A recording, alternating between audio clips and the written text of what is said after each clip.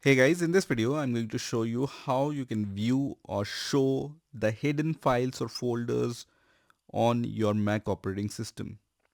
So let's say I have this home folder on my Mac operating system and I want to view the hidden files or folders in this home directory.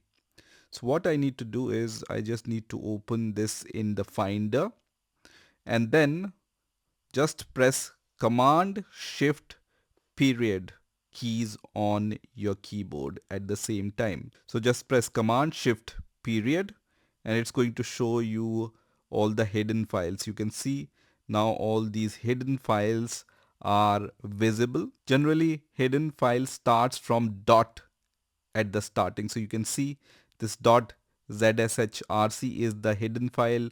Dot zsh underscore session was a hidden directory, and then dot zsh history was a hidden directory, and this file is also is a hidden file. And how to recognize it?